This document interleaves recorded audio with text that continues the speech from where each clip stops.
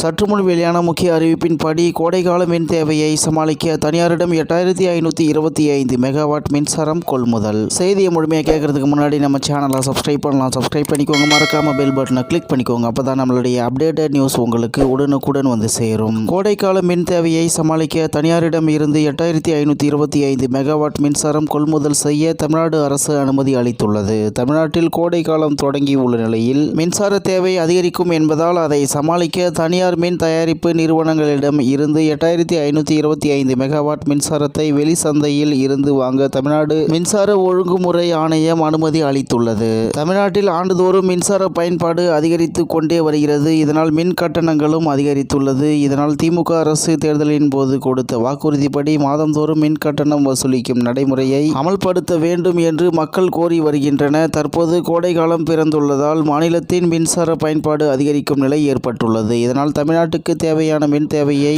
ஈடு செய்யும் வகையில் வெளி சந்தையில் இருந்து மின்சாரம் வாங்க தமிழ்நாடு அரசு நடவடிக்கை எடுத்து வருகிறது. அதன்படி இந்த ஆண்டு கோடை காலத்தில் தமிழ்நாட்டின் மின்சார தேவை 22,000 மெகாவாட்டுக்கு மேல் உயரும் என்று எதிர்பார்க்கப்படுவதாக கூறும் மின்சார வாரியம் இதை ஈடு செய்ய குறுகிய கால ஒப்பந்தங்களின் அடிப்படையில் வெளி சந்தையில் இருந்து மின்சாரம் வாங்க முடிவு செய்துள்ளது. இதன்படி பிப்ரவரி முதல் மே மாதம் வரையில் நள்ளிரவு 12 மணி முதல் மாலை 6 வரையிலான மின் தேவையை சமாளிக்க 2750 மெகாவாட் மின்சாரமும் பீக் ஹவர்ஸ் என்று அழைக்கப்படும் மாலை 6 மணி முதல் இரவு 12 மணி வரை 5775 மெகாவாட் மின்சாரம் வாங்க தமிழ்நாடு மின் பகிர்மான கழகம் முடிவு செய்துள்ளது. இதன் காரணமாக தேவைப்படும் மின்சாரத்தை கொள்முதல் செய்ய அனுமதி அளிக்க வேண்டும் என்று தமிழ்நாடு மின்சார ஒழுங்குமுறை ஆணையத்தில் தமிழ்நாடு மின் பகிர்மான கழகம் மனு தாக்கல் செய்து இருந்தது. இதை பரிசீலனை செய்த ஆணையம் இந்த மின்சாரத்தை கொள்முதல் செய்ய அனுமதி அளித்து உத்தரவிட்டுள்ளது என்று தகவல் வெளியாகி உள்ளது என்பது குறிப்பிடத்தக்கது.